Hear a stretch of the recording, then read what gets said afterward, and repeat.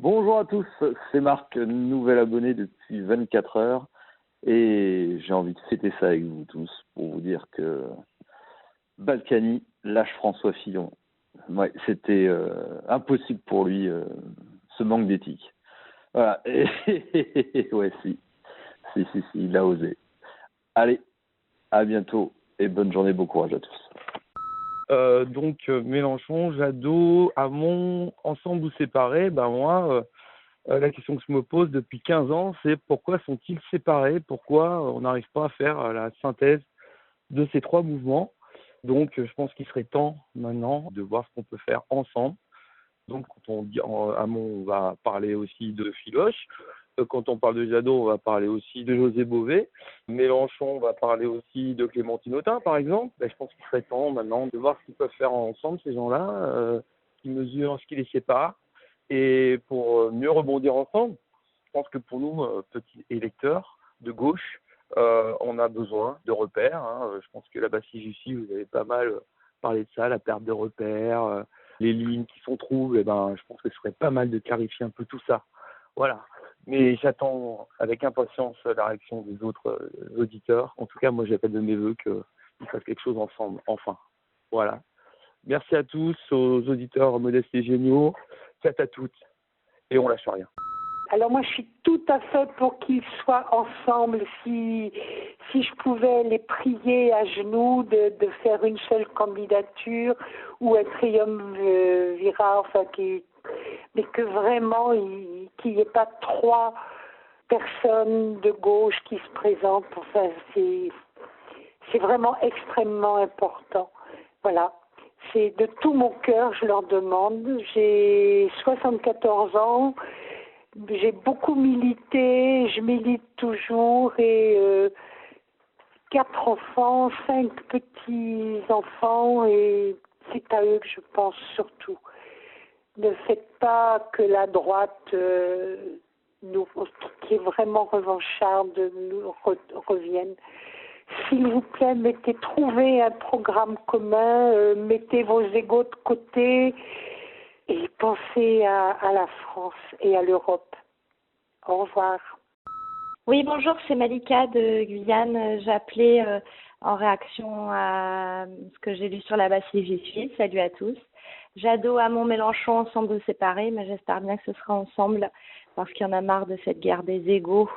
Et j'espère qu'en effet, il ne s'agira pas d'une question de pouvoir personnel, mais bien d'un vrai programme politique pour changer la France et au-delà l'Europe et au-delà peut-être le monde. En tout cas, déjà nous, ça serait bien et que justement on puisse dire nous et arrêter de dire je. Et Méluche, je t'apprécie beaucoup, beaucoup, beaucoup, beaucoup. Mais s'il te plaît, arrête de dire je. Le programme, c'est un programme collectif du nous. Salut les AMG, c'est Didier d'Occitanie. Je n'ai jamais laissé de message au répondeur, mais je me lance. À la question Mélenchon, Hamon, Jadot, Poutou, Artaud, je réponds aucun des 5. Les politiciens ont tous un ego surdimensionné et ces 5 n'échappent pas à la règle. S'ils se présentent tous les 5, c'est le fiasco assuré.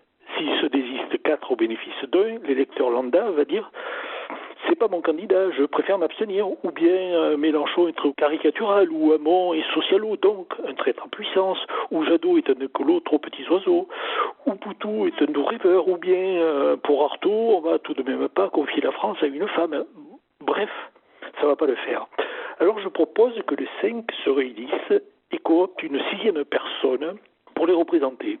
Il faudrait une personne dont l'engagement à gauche ne soit pas équivoque, qui ne soit pas trop visiblement encarté, qui n'ait pas de casserole et qu'il accepte de s'appuyer sur les 5 autres en laissant à chacun une spécialité, par exemple à Mélenchon la 6e République, à Hamon le revenu de base inconditionnel, à Jadot la transition écologique, etc. etc. Personnellement, je verrais bien François Ruffin faire le job. Je sais pas, je me trompe peut-être, ou une autre personne. Voilà. Qu'est-ce que vous en pensez ? Bravo à vous. On écoute toujours là-bas si j'y suis. C'est parfait. C'est dommage que vous n'êtes plus sur les chaînes, sur France Inter. Mais on est abonné chez vous. Je voulais vous dire que ce que vous demandez là pour Mélenchon, Hamon et Jadot, alors pas du tout d'accord.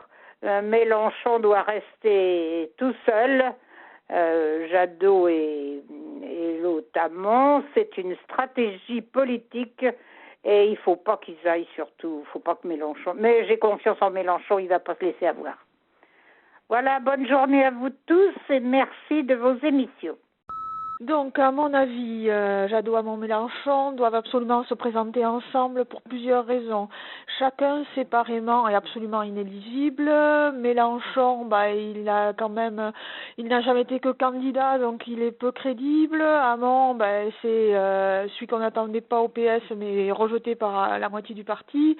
Et Jadot, malheureusement, les écolos ont du mal à rallier les Français. En revanche, chacun a des gros arguments au niveau social, écologique, etc. Ils se retrouvent sur plein de fronts et ça serait un vrai renouveau, un vrai anti-système pour une fois, qu'il n'y ait qu'un des représentants, ça m'est égal lequel des trois, mais qui se mettent d'accord sur une ligne, une politique, et au moins on saurait pour qui voter, on n'aurait pas peur de la dispersion des voix et à être contraint de voter je sais pas trop quoi d'ailleurs, ou rien du tout, et donc laisser le champ libre pour tous ceux qu'on ne veut pas voir encore au pouvoir, ou surtout pas pour la Miss. C'est ce qui me désespère, c'est la seule femme en plus qui se présente, mais bon, c'est pas grave. Donc voilà, s'ils pouvaient se présenter ensemble, vraiment on peut y croire, sinon c'est mort d'avance à mon avis. Merci de m'avoir écouté et bon courage. Hello, bonjour depuis les hauts plateaux de l'Ardèche, c'est Roberto à l'appareil. Depuis bien longtemps, on suit un petit peu ce qui se passe dans notre petit pays d'en haut, très très ancré dans des valeurs assez rétrogrades, mais bon, ça commence à bouger tout doucement. Et on est très très confiant sur une belle montée du programme de Jean-Luc Mélenchon, cette 6e République qui est absolument indispensable, qui pour nous, vu de chez nous, ressemble à un petit peu une action de sauvegarde de notre espèce, si on veut pouvoir continuer à grandir écologiquement, démocratiquement, à pas aller droit dans le mur. Et il y a 30 ans en arrière, on t'écoutait pour la coulée douce. Là, je pense que la coulée va être un peu moins douce. Les résistances sont de plus en plus fortes. Les oppositions sont de plus en plus violentes. Je pense pas que tout ça se passera dans la douceur. Nous, on commence à afficher des petits tracts, en parler autour de nous, et on voit les réactions de la France profonde. Elles sont encore très très très crispées sur des schémas très anciens, très archaïques. Ce sera difficile de leur faire entendre qu'il existe d'autres voies possibles. Mais on lâche rien, on continue, et nous, vous là-bas, vous y êtes, mais ici, on y est aussi. Et bonne suite à là-bas. Bisous à tous. Hamon, Mélenchon, Jadot, Jadot, Hamon, Jadot, Mélenchon, Hamon, tout ça là. En fait, l'idée est simplement de vous dire qu'on ne va pas vous laisser le plaisir de nous laisser vous quémander une candidature commune jusqu'aux élections. C'est clair que non, vu que de toute façon, si vous ne le faites pas, on va dans le mur. L'idée est que tout simplement, on va vous dire, les gars, vous êtes des représentants du peuple, tout le monde veut à peu près ça, tout le monde de sensé veut à peu près ça, donc soit vous faites ça, et vous le dites rapidement, soit on votera pas, ou on votera blanc, parce que vous nous aurez pris pour des cons par rapport aux valeurs que vous défendez. Donc c'est à peu près aussi simple que ça. Vous parlez de 6e République et d'une représentation particulière du peuple, et que ce ne sont pas des candidatures de personnes, mais d'idées, etc., etc. Et bien donc du coup, il n'y a pas de sens de faire autrement que de faire une candidature commune qui nous ravirait enfin un petit peu au milieu de ce paysage bien grisâtre. Donc voilà, ça n'est pas un ultimatum, c'est une évidence. Bonne journée à tous, salut la France. Voilà, je suis scandalisée par cette affaire de Fillon, et surtout ce qui me scandalise le plus, c'est ces sommes énormes que peut gagner une personne qui ose se présenter au nom de tous les citoyens. C'est inadmissible. Je gagne, je sais pas, 1 000 euros, 2 000 à 2 000 euros par mois quand je fais des affaires. Je suis intervenante en art plastique. Et je fais partie d'ATD Carmone, je donne 10 € par-ci, 10 € à l'Abbé Pierre, au Resto du Cœur. J'essaye de donner le maximum et je suis scandalisée. Je n'en reviens pas qu'on puisse gagner autant et se présenter. Donc, qu'est-ce que ça va faire? C'est que je ne vais pas voter. Je ne peux voter pour personne, c'est pas possible. J'ai plus confiance, plus du tout. Je voterai quand ce sera un ouvrier qui se présentera aux élections, quand ce sera quelqu'un de la base, un citoyen. Je peux pas. Comme Charlotte Marchandise, pourquoi pas? Oui, mais les autres non. Et je voudrais avant chaque présentation de candidat, il y ait ce qu'ils gagnent, ce qu'ils ont, leur patrimoine. Cette affaire me désengage de tous les hommes qui se présentent, de tous sans exception, alors que j'étais pour leur revenu de base, alors que j'étais pour plein de choses. J'ai perdu la confiance et je ne suis pas la seule. Nous sommes un groupe de militants et remettons en cause cette façon de faire. Voilà. Merci de m'écouter. Alors, Jadot, Hamon, Mélenchon, ensemble ou séparément, voilà vos réponses, les réponses que vous avez données sur le répondeur de la base. J'y suis au 01 85 08 37 37. On a eu beaucoup de messages et il faut bien le dire et le redire, nous avons été amenés à faire des choix. En tout cas, la grande surprise quand même depuis quelques semaine, c'est que ces élections ne se passent pas du tout comme prévu. Il y avait des malins qui avaient dit ouais, ces élections, on prend les mêmes, on recommence. Il y a quand même pas mal de mêmes qui ont disparu. Et puis il y a des nouveaux. Enfin, c'est passionnant cette histoire. En tous les cas, ça vous passionne et ça nous passionne aussi pour tout dire. Alors, dimanche, ça va se passer à Lyon. Mélenchon, Macron, Marine, 3 meeting en même temps, ça c'est quand même assez, ça aussi c'est quand même assez exceptionnel, ça va être passionnant, à n'en pas douter. Et on y est. On a les petits souris de la base J'y suis qui seront dans les coulisses, qui seront un petit peu partout, et on vous racontera ça. Autre chose qui est pas marrant du tout, c'est Fadila. Vous savez, cette jeune femme caissière chez Auchan à Tourcoing, le reportage de Sylvie Comas, vous avez raconté tout ça. Eh bien, on apprend de la part de l'Union locale de la CGT de Tourcoing que Fadila ne touche pas les indemnités auxquelles elle a droit, tout à fait droit, parce que quoi ?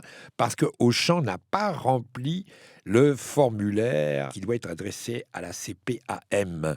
Donc, Fadila n'a aucun revenu depuis. Merci Auchan.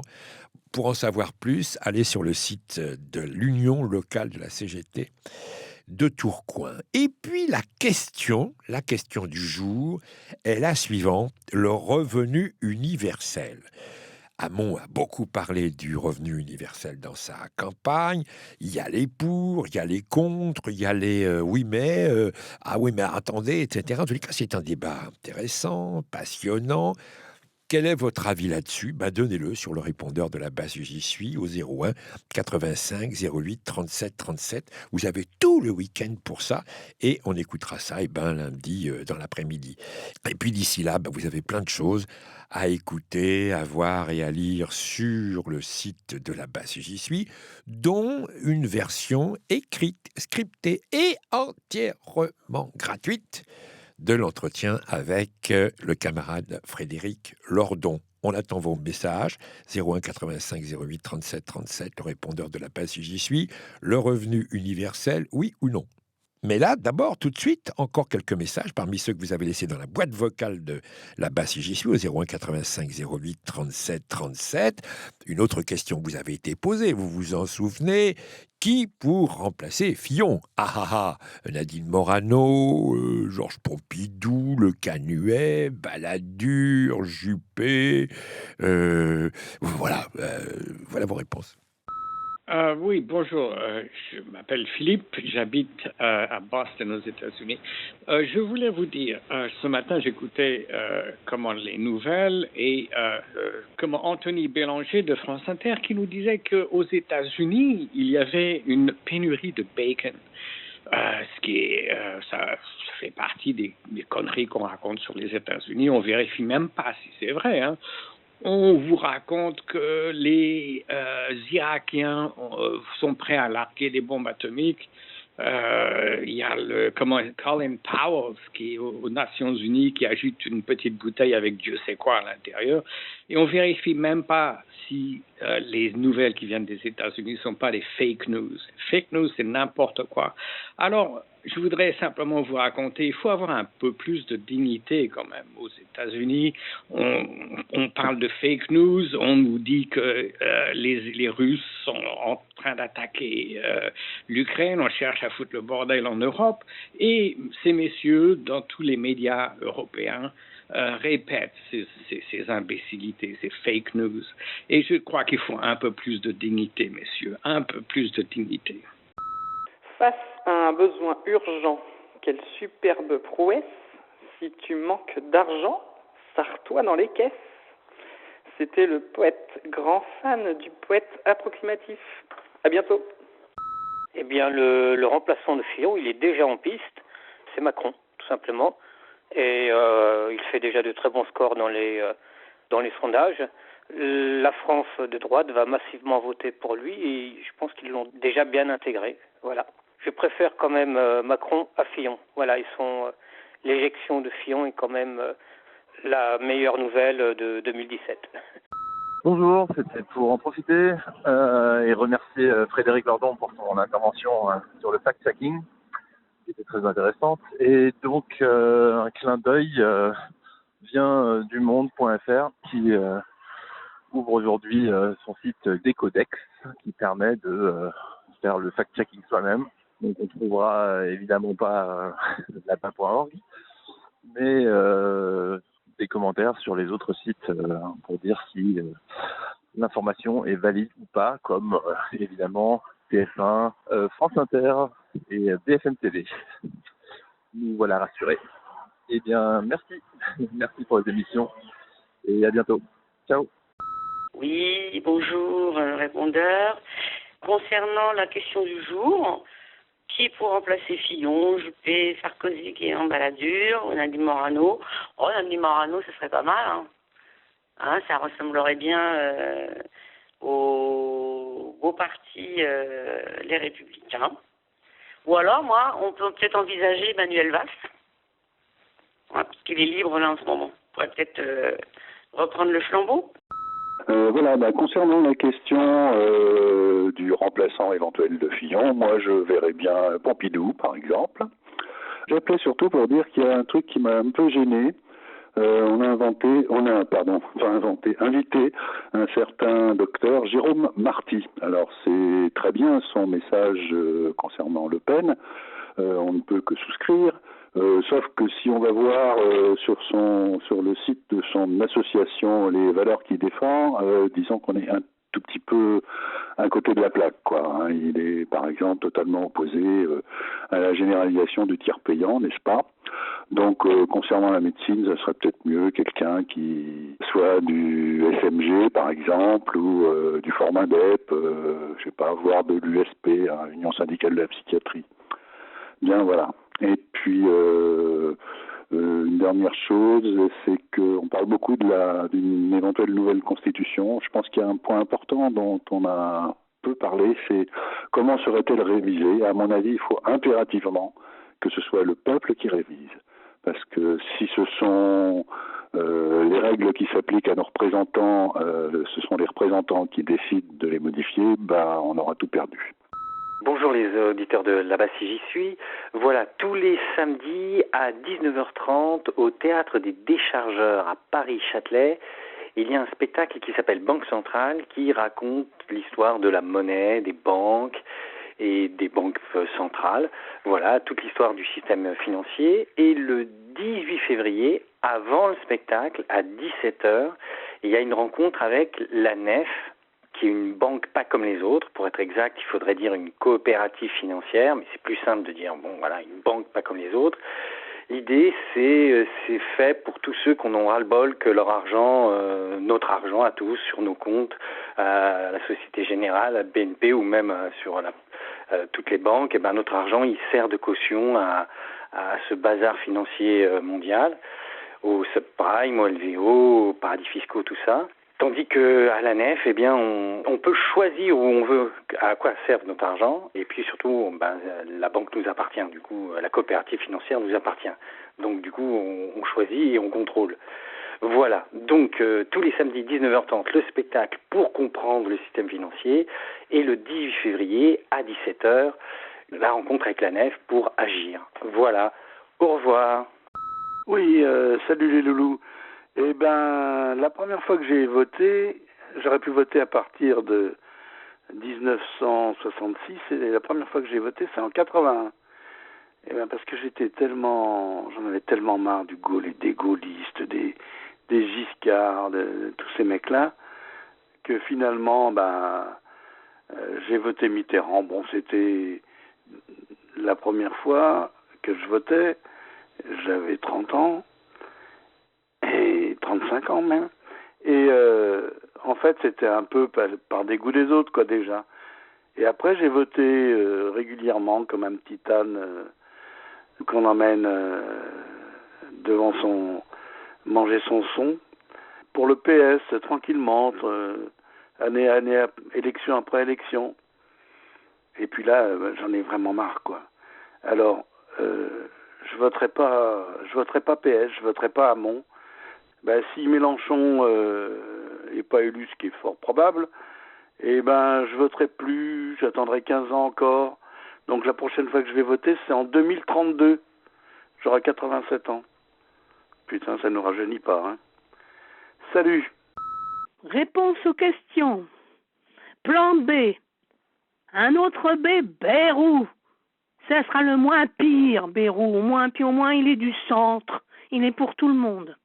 Quant à la solution pour le regroupement de la gauche, non pas la droche, il faudrait peut-être aussi demander à la NPA et à Lutte ouvrière d'arrêter de rester seuls dans leur coin et de s'allier à Mélenchon quand même. Ça serait bien quand même qu'ils se réconcilient aussi, parce que tout seuls ils ont aucune chance. Et puis comme dit Fakir, qui c'est qui va gagner à la fin? C'est nous. Enfin, faut pas rêver, parce qu'il y a quand même la marine qui prend le dessus, elle nous prend pour le miroir aux alouettes. Au fait, elle veut faire un référendum sur la peine de mort. Ce référendum ne pourra jamais être fait. D'abord parce que c'est interdit par la Constitution, c'est marqué dans la Constitution. Et avec la Convention européenne des droits de l'homme, on ne pourra jamais en Europe rétablir la peine de mort. Ça a été aboli définitivement. Voilà. Un bon entendeur, salut, et merde à Marine. 01 85 08 37 37, le répondeur de là-bas si j'y suis, c'est du lundi au vendredi à 13h. Ça a cramé. À force de faire le con sur le répondeur, ça a cramé. Voilà, maintenant j'ai bouffé du truc cramé. Putain, mais c'est chiant, hein. Faire le con, là, ça t'apprendra à faire le con. Merde.